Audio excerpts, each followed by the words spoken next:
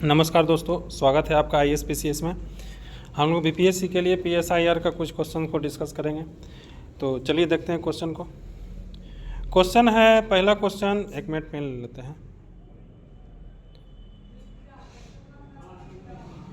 Question है कि राज्य यानी स्टेट का ओरिजिन कैसा है, इस चीज़ को लेकर के हॉब्स का क्या विचार है। मतलब उनके अनुसार जो स्टेट है वो कैसा इंस्टीट्यूशन है, क्या वो मैन मेड है यानी कि आर्टिफिशियल है या फिर नेचुरल है। यानी कि नेचुरल है मतलब कि स्टेट को सिंपल इतना याद रखिए कि इंसान ने नहीं बनाया है। नेचुरल मतलब क्या, जिसे इंसान ने नहीं बनाया हो। तो ये चीज़ है कि पहला को ये क्वेश्चन है कि स्टेट को का ओरिजिन कैसा है हॉब्स के अनुसार। तो इनका मानना है कि जो स्टेट है वो आर्टिफिशियल है। हम बता चुके हैं कि इन्होंने क्या किया है कि सोशल कॉन्ट्रैक्ट का जो थ्योरी दिया था, सोशल कॉन्ट्रैक्ट का थ्योरी के अंतर्गत क्या हुआ था, इसके अंतर्गत मानना था कि जो स्टेट ऑफ नेचर का जो समय था, यानी कि स्टेट ऑफ नेचर मतलब ऐसा सिचुएशन जब स्टेट जो है वो अस्तित्व में नहीं है, कोई मतलब कि सोसाइटी नहीं है, कोई स्टेट नहीं है। ऑल जो इंडिविजुअल है, ऑल जो लोग हैं, जो सभी जो लोग हैं वो अपने इंस्टिंक्ट के साथ क्या कर रहे हैं कि रेगुलेट हो रहे हैं, अपने अनुसार चीज़ों को देखते हैं, अपने अनुसार चीज़ों को हासिल करते हैं, अपने अनुसार चीज़ों को क्या करते हैं, हासिल करने की कोशिश करते हैं। एक चीज़ हम ये भी बता चुके हैं कि जो ह्यूमन नेचर जो है वो अपने आप में क्या है, सेल्फिश है। अपने आप में क्या है कि कंपटीशन को वो जारी रखना चाहता है चीज़ों को हासिल करने के लिए।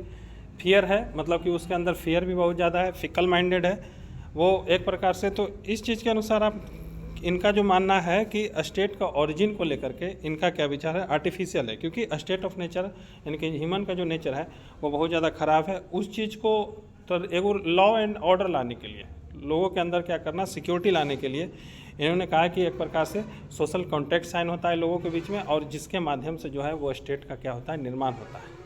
तो आर्टिफिशियल है, नॉट नेचुरल। थोड़ा सा रिवीजन करवाते हैं कि एरिस्टोटल का क्या मानना है। तो एरिस्टोटल जो कि बता चुके हैं कि इंसान जो है वो एक प्रकार से सोशल एनिमल है। तो स्टेट जो है ऑलरेडी नेचुरल है, मतलब कि स्टेट के बिना इंसान जो है वो रह ही नहीं सकता। स्टेट जो है वो खुद ब खुद अस्तित्व में आया है। ऐसा नहीं है कि इंसान ने किसी प्रकार का सोशल कॉन्ट्रैक्ट साइन करके स्टेट का निर्माण किया है, क्योंकि इंसान जो है वो सोशल एनिमल है। स्टेट बहुत चीज़ों से प्रोवाइड करता है, वर्च्यू हासिल करने में मदद करता है, यूडेमोनिया हासिल करने में मदद करता है। इसलिए एक प्रकार से एरिस्टोटल का मानना था कि जो स्टेट है वो एक प्रकार से क्या है, नेचुरल इंस्टीट्यूशन है, यानी कि नेचुरल है, खुद ब खुद अस्तित्व में आया है, इंसान ने नहीं बनाया है। जबकि हॉब्स का मानना है कि एक प्रकार से आर्टिफिशियल इंस्टीट्यूशन है, सोशल कॉन्ट्रैक्ट के माध्यम से इन्हें क्या किया है कि स्टेट जो है वो अस्तित्व में आया। अगला जो क्वेश्चन है, हॉब्स अपनी अप्रोच में कैसे थिंकर है। ये भी अब इंडक्टिव और डिडक्टिव के बारे में बता चुके हैं। इंडक्टिव मतलब कि आप क्या करते हैं, चीज़ों को एनालाइज करते हैं, पंचों को एग्जाम्पल देते हैं, देखते हैं 5, 6, 10 जो भी वो एग्जाम्पल देखते हैं, उसके बाद एक जनरल कंक्लूजन ड्रॉ करते हैं कि हाँ ये जो पैटर्न है वो हमें देखने को मिल रहा है। तो इसको इंडक्टिव अप्रोच करते हैं, यानी कि साइंटिफिक अप्रोच करते हैं। डिडक्टिव अप्रोच किसे कहते हैं, डिडक्टिव अप्रोच मतलब कि ऑलरेडी आप दिमाग में एक कंक्लूजन बैठाए हुए हैं, आप उसके लिए क्या कर रहे हैं, एग्जाम्पल ढूंढने चल रहा है कि हाँ आपके जो एग्जाम्पल जो आप दिमाग में जो बातें सेट है उस चीज़ को कौन जो है वो एक प्रकार से जस्टिफाई कर रहा। तो हॉब्स अपनी अप्रोच में डिडक्टिव है। इनके बारे में बताए थे हमने। प्लेटो क्या थे, वो भी अपने अप्रोच में डिडक्टिव थे, क्योंकि उनका मानना था कि जो फिलोसोफर किंग का रूल है वही वेस्ट रूल है, वही जस्ट सोसाइटी का क्या करेगा, निर्माण करेगा। हॉब्स भी है डिडक्टिव है, क्योंकि इन्होंने भी क्या किया है कि ह्यूमन नेचर को लेकर के एक प्रकार से दिमाग में बैठाए हुए हैं कि ह्यूमन जो है वो एक प्रकार से वो फियर रहता है, बहुत कंपटीशन फेस करता है। इसके अलावा वो क्या करता है, इनसिक्योर महसूस करता है, बहुत ज़्यादा मतलब सेल्फ इंटरेस्ट पर ध्यान देता है, दूसरों के इंटरेस्ट पर ध्यान नहीं देता है। लेकिन ऐसा नहीं है, बहुत सारे इंसान आपको ऐसे भी मिलेंगे जो वर्च्यू को प्रमोट करते हैं, वैल्यूज को प्रमोट करते हैं, जो इथिक्स के अनुसार गाइड होते हैं, नैतिकता के अनुसार चलते हैं, वैल्यूज के अनुसार चलते हैं। तो इस हिसाब से देखिएगा तो हॉब्स जो है अपने अप्रोच में क्या है, डिडक्टिव है। अगला क्वेश्चन है कि स्टेट बनाने में स्टेट को बनाने में लोगों के बीच में कितना सोशल कॉन्टैक्ट साइन हुआ है हॉब्स के अनुसार।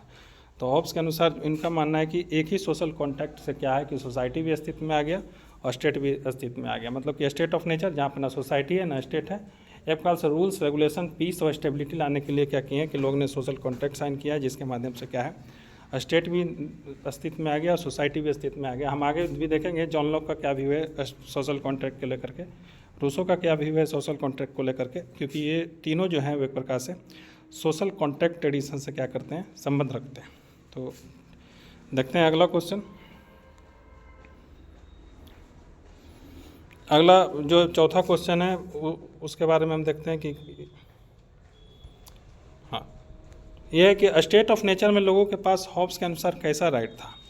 तो हम पहले बता चुके हैं कि स्टेट ऑफ नेचर में लोगों के पास हॉब्स के अनुसार एब्सोल्यूट राइट था, तभी तो वो अपने मन से गाइड हो रहे थे ना, वो किसी का बात नहीं सुन रहे थे। बार ऑफ ऑल अगेंस्ट ऑल है, मतलब कि जिसकी लाठी उसकी भैंस वाली सिचुएशन है। ये तभी सिचुएशन आएगी ना जब जिसके पास एब्सोल्यूट राइट है, मतलब एब्सोल्यूट राइट है, ना कि राइट विद कंडीशन है, मतलब कि किसी प्रकार का क्या है राइट में, मतलब कि एक प्रकार से एक कंडीशन रखा हुआ है। जैसे एग्जांपल के लिए लीजिए, freedom of speech and expression क्या है, भारत में एब्सोल्यूट राइट थोड़ी है, इसमें भी एक प्रकार से क्या है, एक प्रकार से उसमें भी कंडीशन लगाया गया है कि आपके पास राइट जो है, जो freedom of speech and expression या फिर कितना भी जो भी फंडामेंटल राइट दीजिए, कहीं ना कहीं हर चीज़ में आप देखने को मिलेगा कि उसमें एक प्रकार से कंडीशन है, रिस्ट्रिक्शंस है कि आपको फंडामेंटल राइट है, यानी कि आपके पास राइट है, इस चीज़ों का अधिकार है, लेकिन ऐसा नहीं है कि एब्सोल्यूट है।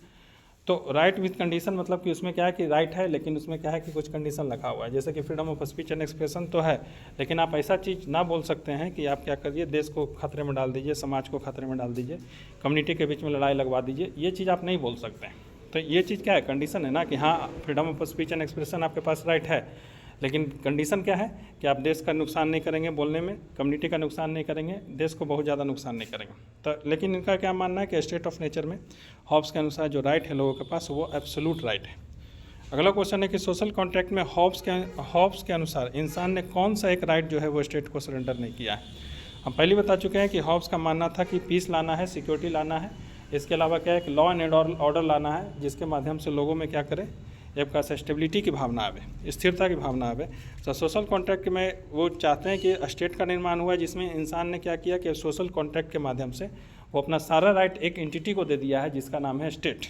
तो स्टेट को सारे राइट तो दिए गए हैं कि हाँ भाई आप सब कुछ का अधिकार है, आपके पास लॉ बनाने का अधिकार है, इम्प्लीमेंट करने का अधिकार है, लॉ को रेगुलेट करने का अधिकार है, लेकिन एक जो राइट है वो किसी इंसान ने स्टेट को सरेंडर नहीं किया है, वो है राइट टू लाइफ।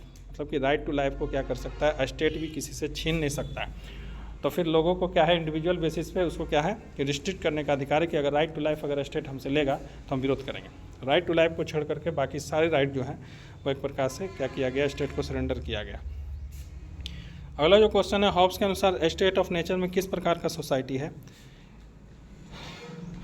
किसी मतलब हॉब्स के अनुसार स्टेट ऑफ नेचर में किसी प्रकार का सोसाइटी है। हम पहले बता चुके हैं कि स्टेट ऑफ नेचर ऐसा सिचुएशन है जिसमें ना स्टेट है ना सोसाइटी है, तो किसी प्रकार का सोसाइटी नहीं है।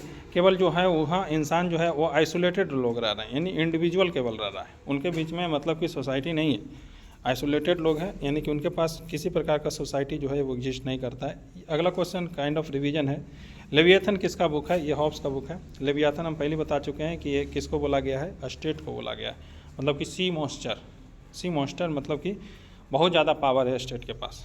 तो ठीक है दोस्तों, आज के डिस्कशन में बस इतना ही है, मिलते हैं अगले डिस्कशन में, तब तक के लिए